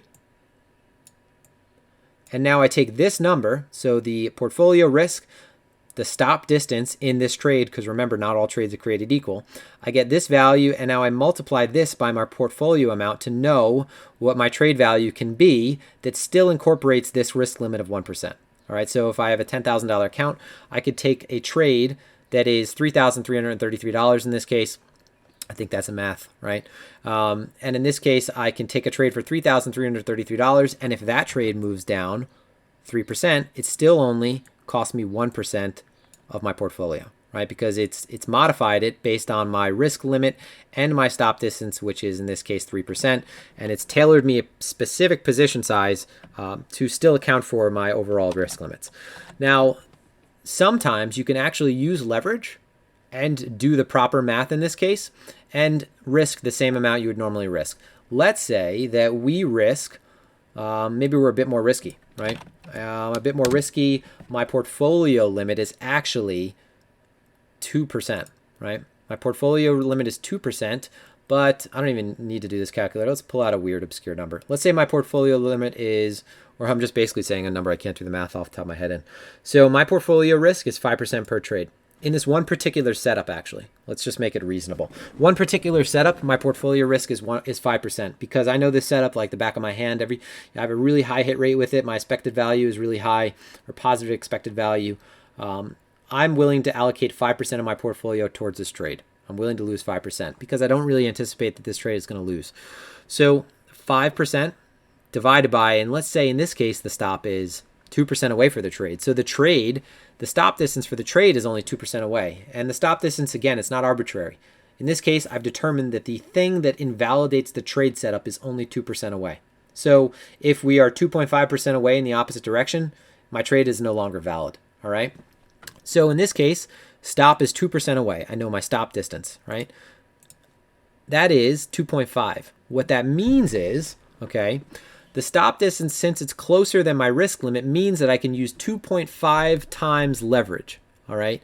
And that would still incorporate for my 5% portfolio difference, or rather 5% portfolio risk. So if I was in a position where I'm risking 5%, or if you're ever in a position where you're risking your portfolio risk, or your per trade risk is greater than your stop distance, then you can have more exposure, because then if you're stopped out, it still is going to fall within your overall risk limits. All right.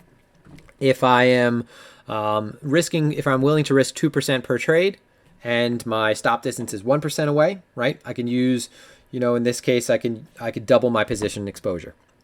All right. I can open up a position, which, remember, in this case would just be opening up a long position on top of my original spot exposure. So it'd be opening up a 1 times long, right? Because it's 2 times the position. All right. So just keep that in mind. You are already long the underlying Bitcoin amount, right? Let's see if we have any other questions. So just remember that stops are not arbitrary. All right. Every stop is going to be different. If I am looking at this trade setup right here, just off the top of my head, if I'm a position trader, okay, in this case, this looks pretty big to me. This fact that we're failing at this high, maybe I'm trading based on a weekly chart. Maybe I'm trading based on a daily chart. So in that case, maybe my optimal stop placement is back up in this level. So I have to take that in consideration. I can't just say, my stop's going to be 1% away for a trade I'm going to hold on to 2 weeks for. So my stop distance might be 10% away here. All right. Risking, 1% of my portfolio in each trade means I could only take a position size is 1/10 of that normal value. So 1/10 of my portfolio. All right. The only time that you could increase your exposure reasonably is when your stop distance is closer than your portfolio risk. Okay. And I say that in air quotes because reasonably is the defining word, right? More often than not, traders will come on here and they'll increase their exposure, and they have, $10,000, but they want to take open a 10 times levered long trade because they'll have 10 times the profits, right? Sure, you'll have the just over nine times more profits, right? But if price moves against you, all it needs to do is move 10% against you to liquidate you. And that means, that implies that all it needs to do is move 5% against you to really do damage, right? It's not like it's going to be moving at a nonlinear rate at that point. Okay, your losses are going to be accelerating. So just keep this in mind. If you're exposing yourself to the long side, all right, you're exposed to the short side even more as well, right? If you're opening up a long position, and the opposite could be said if you're taking greater exposure at a short position and the price moves up against you, all right, you're going to lose a lot faster. So let me just look through these. Do we have any other questions? Okay, conditional mark price or last price. All right, so the last price is going to be the price that is actually traded on this exchange. All right, now sometimes there will be disconnects between certain exchanges. Okay, there will be disconnects between the mark price and the last price traded. All right, now the last price traded is the benefit of the last price traded is that the last price traded can exceed the value. Let's say, I think it's best if I paint examples, because if I'm talking, not everyone will capture this. Let's say that we have a significant level. All right. Here's a significant low, right? We'd all agree that this is a significant low, and we all agree that that's an obnoxious ink size. Okay. So here's a significant low. All right. Okay, let's consider 2 options down here now. Price trades below this level, right? It breaks this level. This is an O crap zone. I'm going to try to keep this PG because it's a podcast, and not podcast. It's a live stream with our partners, and I don't want to insult anyone by getting crass. So very significant level. All right. Not to get too much into the educational aspect, but this is an area where a ton of participation is going to come into the market. A lot of stops down here, a lot of liquidity. When price runs this level, there'll probably be a lot of slippage, right? You'll have a lot of people getting out, a lot of people getting in, a lot of market executions, not a whole lot of liquidity at major swing points. There's liquidity on the other side, but there's a lot of violence. And what you'll see is that price will come down, right? You'll have wicks, right? You'll have wicks that far exceed the underlying spot, that far exceed the actual underlying price of the asset on the derivatives platform. So make sure that you understand I'm talking about the derivatives platform. So if I have this level marked out, what would likely give me the better fill if price is violently coming into this low? We know that the low is being attacked. We know that the low is being aggressively sold. What's going to travel further? The current price, all right, based on the last price, or is it going to be the mark price? It's probably going to be the last price. It's more often than not going to be the last price. Okay, you can see that with moves to the upside now, the current positioning is getting long right now. The mark price right now is below the last traded price, and that has to do with overall levels of liquidity on the exchange. That has to do with market making. It's obviously it's not just one thing. It's way more complex, and for this reason, this is why I always say to just focus on this price. Don't try to get too fancy too fast. But in any case, we break down below this level. The price that's probably going to be the lowest after this break is arguably going to be, if there's a lot of selling power occurring, if you see it occurring on the way down. If you see that on the moves down, the last price is trading considerably below the mark price, you probably want to be filled if you are longing, if you're trying to capture a swing failure of this, as low as you can, right? And what's going to travel lower than the price, than the last price, right? So in this case, it'll just allow you to get a lower fill in cases such as swing failures, or higher fill in cases such as swing failures at highs, right? You're looking at a high, okay, price comes through a level. What do you normally have at major moves like this? Really high wicks. What's going to give you the best fill? All right, in this case, if it's hit by the last price, which is probably going to be higher than the mark price. But it's so, at that point, it's so incremental that I would say that it's so incrementally different. That difference is so incrementally small that it's best to just go off of the price that is actually going to be doing the liquidating. Just to keep in mind, I would say to try to keep things as simple as possible. What I do notice is that traders, especially, when they come in, they stick to a few things, and then they start trying everything out, and then they start trying to get really fancy and consider every single variable possible. There are definitely advantages to getting good at considering one over the other, but in the beginning, I would try to keep your focus on the one that can screw you over the most, which is the mark price, because that's the one that's going to be liquidating you. And again, you're going to know immediately where you're going to be liquidated based on, when you open an order, this right here. So it's going to show you your liquidation price, which is a function of the level of leverage you're using. More leverage, closer liquidation price. Less leverage, further away. All right. And again, the mark price is the thing that needs to travel through that, not the actual last price. Okay.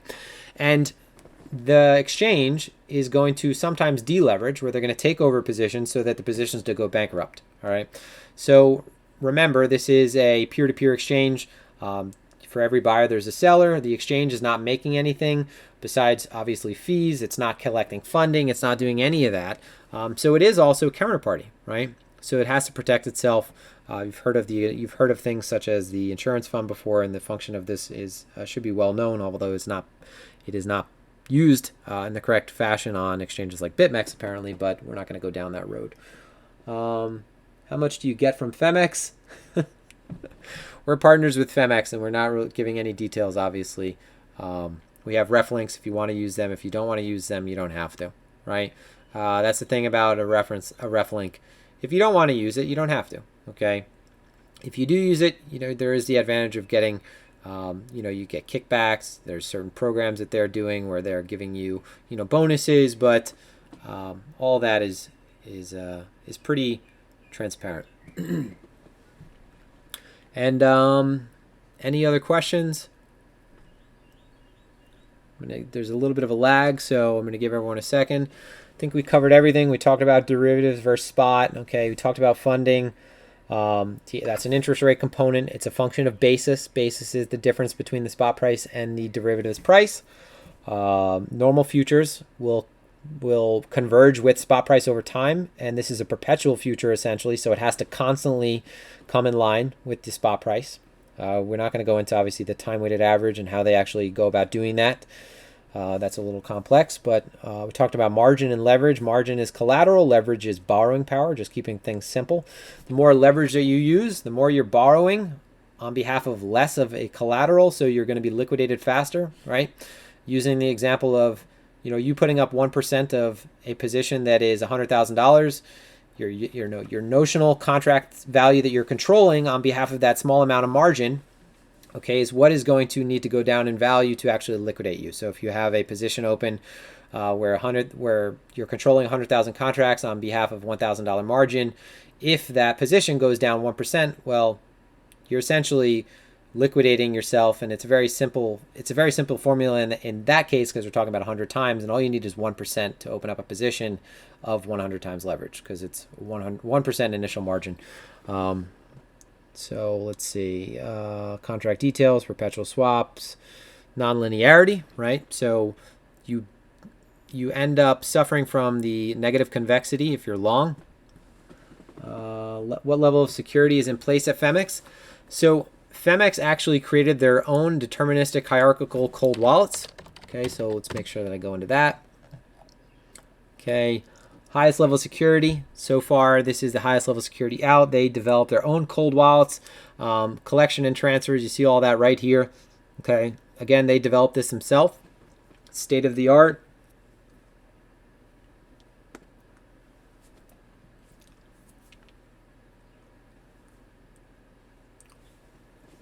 And any questions? We're wrapping it up. There is a welcome bonus going on right now. And if you sign up and sign your friends up, okay, if you actually go into the platform, you could see that, well, what did I get logged out? What's going on? Okay, right here. Let's go into fund details. Should say somewhere in here, overview, deposit. Where is it? This is the test net, so maybe it's not going to say it. Welcome bonus. I know if your friend, I know that you get, it might be different now, but you get a funding bonus if people that you get to sign up deposit more than a certain amount of Bitcoin. So they are constantly putting out these incentives. Again, here's a Blockroot's platform. Can you give a disc? I think that honestly, I think that Blockroots is tremendously discounted. Absolutely tremendously discounted. For $49 right now, you get an incredible archive of not only stuff that is curated from other sources as well. We get into the basics, right? It's absolutely important that we get into the basics. And of course, these are things that, if you put in the time, right, you can go on YouTube and learn a ton of stuff, right? But what we've done is we've created a curated source of this, okay? And then what you have on here that you don't have anywhere else is all of this stuff on order flow that is still constantly evolving. We have these short videos on everything. Again, the community is incredible. We do have a referral program here, so if you actually refer people, you will receive a discounted rate.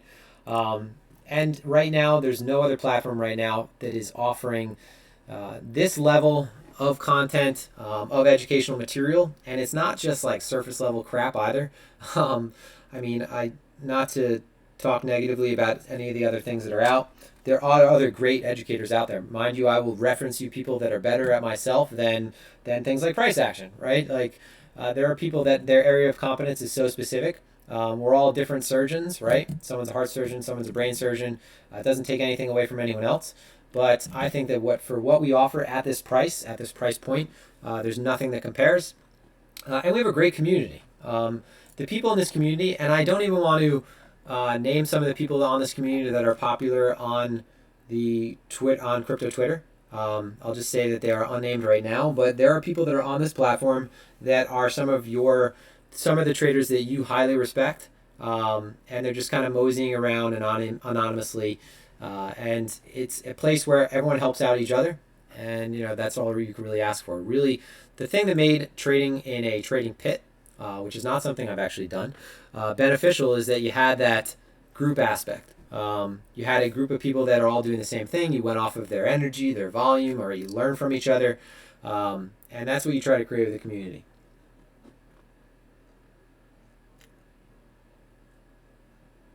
That's right. Yes. Josh just pointed out that joining annually, I completely forgot about that. Joining annually is discounted.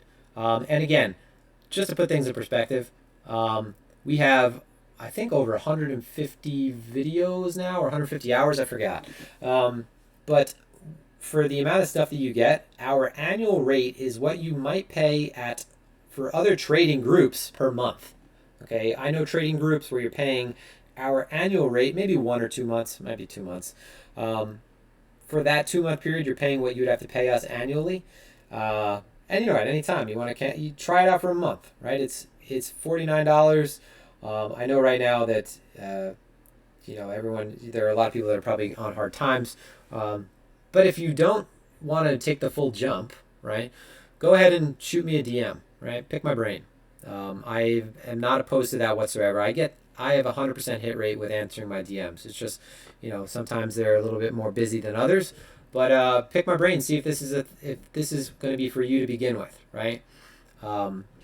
If you are someone who wants to learn Elliott Wave, and I'm not saying that there's anything negative with it, because I know Elliott Wave traders. I like to josh on them around. I say josh, but me, it's funny because not talking about Josh, but joshing meaning joking around. But I joke around, but I know Elliott Wave traders who are phenomenally successful. And I don't teach Elliott Wave, and I couldn't teach Elliott Wave, and I'm not going to act like I can, right? So reach out to me, see what we offer, and maybe it's for you, and you try it out for a month. If you don't, no harm done. And you could still, from that point on, continuously pick my brain. I'm not going to turn away from you because you canceled from your Block Roots membership.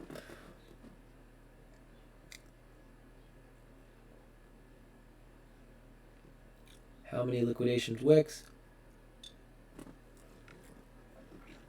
Just to second what Josh's specialty is, Josh has the benefit of being practical, being pragmatic. Something I realized, I can get really caught up in the details, and some things that there are edges that people have over even specialized traders, and they might be people that are newer to markets. They might be people that traded less, but they have a clean view of the market just as it is, and they haven't got caught up in noise yet.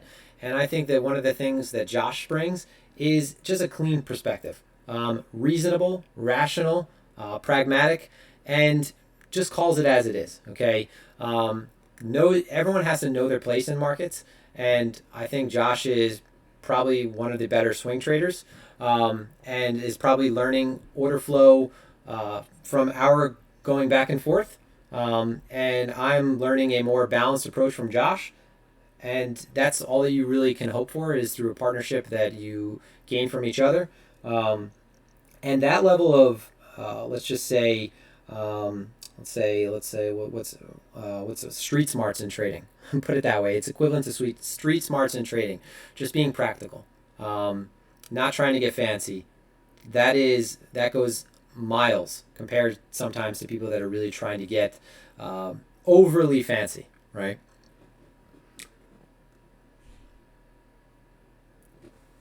All right.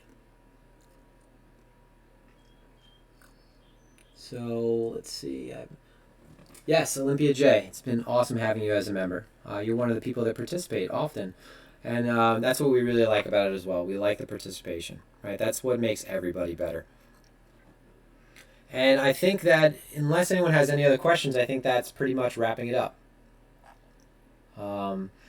If you currently haven't checked out the exchange, if you want to try it out, it's non-KYC. So that's one of the things that is a reservation for many, right? The KYC process, it's non-KYC. Obviously, do your research as much as possible, right? Learn the ins and outs first of how to operate on a spot exchange. The link is below if you want to sign up. There are so many other things coming down the pipeline, but again, it's just we're just not privy to say all those things. I wish I could. I wish that I could, after our correspondence every week, I wish I could just come out and say all the things that are coming down the line, but I just can't. But I'm excited, and I think that hopefully you could see that excitement translates.